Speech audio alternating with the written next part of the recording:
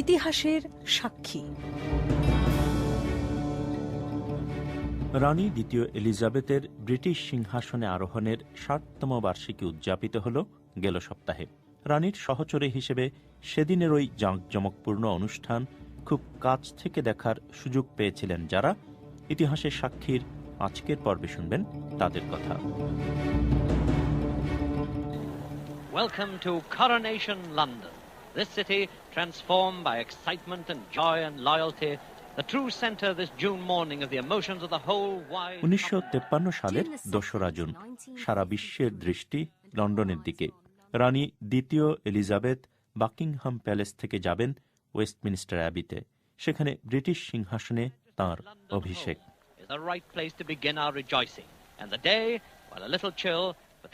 এই জাঁকজমকপূর্ণ অনুষ্ঠানে রানীর সহচরী হিসেবে বাছাই করা হয়েছিল যে 6 তরুণীকে। তাদের একজন ছিলেন লেডি অ্যান কনর। তাদের কাজ ছিল দুটি। প্রথমত, অভিষেক অনুষ্ঠানে রানী যে পোশাক পরবেন মাটিতে লুটিয়ে থাকা তার সুদীর্ঘ প্রান্তভাগ বা ঝুল বহন করা। আর যেহেতু তারা রানীর সহচরী, তাই নিজেদেরকেও যথেষ্ট সুন্দরভাবে উপস্থাপন করা। My grandmother thought I should have a perm, and I went off and I think had one of the very last perms where it was strung up to the ceiling. Anyway, when it was eventually unrolled, আমার দাদিমা বললেন আমার চুলটা কোঁকড়া করা উচিত। জীবনে এরপর আর কখনো আমি কোঁকড়া চুলের স্টাইল করেছি বলে মনে হয় না। আমার মনে আছে আমার চুল বাঁধা হলো, তারপর যখন খুলে দেওয়া হলো আমার কোঁকড়া চুল ফুলে ফেঁপে দেখার মতো একটা অবস্থা। আমাকে দেখতে যেন লাগছিল ভেড়ার মতো।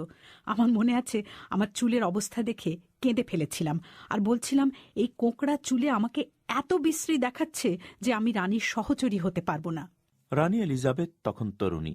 তিনি চাইছিলেন তাঁর অভিষেক অনুষ্ঠানটি টেলিভিশনে সম্প্রচার করা হোক।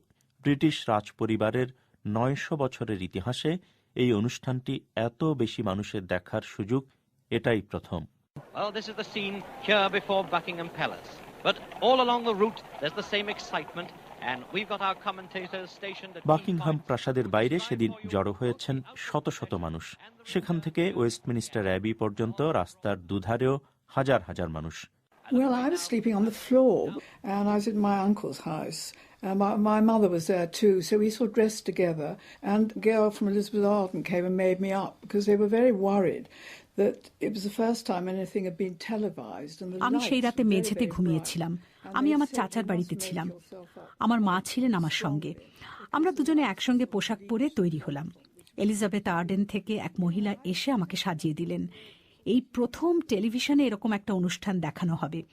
টেলিভিশন ক্যামেরার সাথে যে লাইটগুলো ব্যবহার করা হয় সেগুলো খুবই উজ্জ্বল, তাই তারা খুব চিন্তিত ছিল যে আমার মেকআপ হয়তো নষ্ট হয়ে যাবে। সুতরাং তারা বলছিল আমাকে খুব কড়া মেকআপ নিতে হবে। আমার মনে আছে আমি খুব বড় এবং গাঢ় চোখের ভুরু ব্যবহার করেছিলাম। আমার মনে হচ্ছিল আমাকে দেখতে খুব বাজে দেখাচ্ছে। হাজার হাজার মানুষ এই শোভাযাত্রা দেখতে রাস্তার দুপাশে দাঁড়িয়েছিলেন। অনেকে বৃষ্টির মধ্যেই খোলা জায়গায় রাত কাটিয়েছেন। সময়টা দ্বিতীয় বিশ্বযুদ্ধের মাত্র ৮ বছর পর। লন্ডনের তখনও ভগ্নদশা, কিন্তু তার মধ্যেও যেন লন্ডন বর্ণিল সাজে উজ্জ্বল হয়ে উঠেছিল। Coming now under the Admiralty Arch, coming into the square, and the crowd receives them as only a British crowd in London. ওই অনুষ্ঠানে রানীর আরেক সহচরী ছিলেন লেডি জেন ভ্যান টেম্পার্স স্টুয়ার্ট। শোভাযাত্রায় তিনিও ছিলেন। যে ঘোড়ায় টানা গাড়িতে তিনি যাচ্ছিলেন সেই গাড়িতে আরও ছিলেন রানীর খাজাঞ্চি। রানীর সব খরচপত্রের হিসেব রাখা তাঁর দায়িত্ব। The privy purse is like the size of a school satchel, but embroidered with wonderful gold braid. And just as we were nearing the Abbey, having had no breakfast, I suddenly said, "Oh, I'd give anything for a bar." রানীর privy পার্সটা সাইজে একটা school ব্যাগের সমান, কিন্তু খুব সুন্দর নকশা বোনা। আমরা যখন প্রায় ওয়েস্টমিনস্টার অ্যাবির কাছাকাছি পৌঁছে গেছি, তখন হঠাৎ আমার মনে পড়ল আমি সকালে নাস্তা করিনি। আমার তখন মনে হচ্ছিল কেউ যদি আমাকে এক টুকরো চকলেট দেয় আমি তাকে সব দিয়ে দিতে রাজি।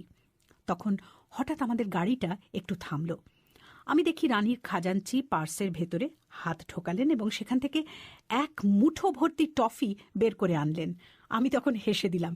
আমি কিছুতেই আমার হাসি থামাতে পারছিলাম না। Toffees, and I couldn't help laughing. I laughed out loud.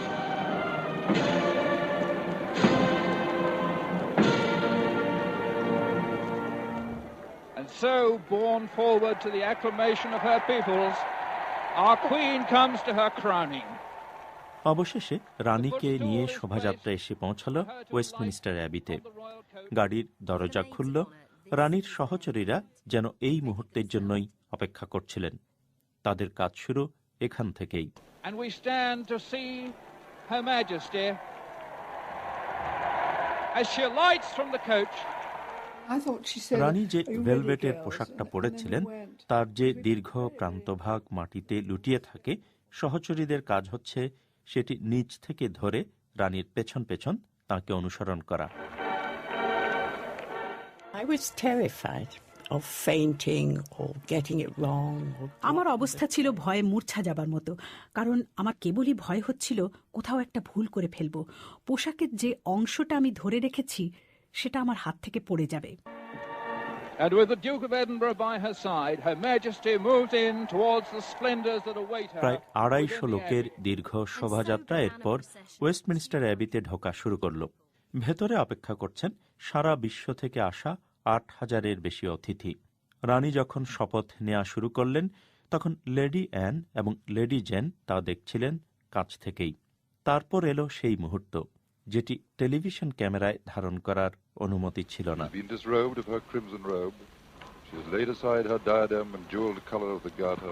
রানীকে পবিত্র তেল মেখে ঈশ্বরের আশীর্বাদ জানানো হল।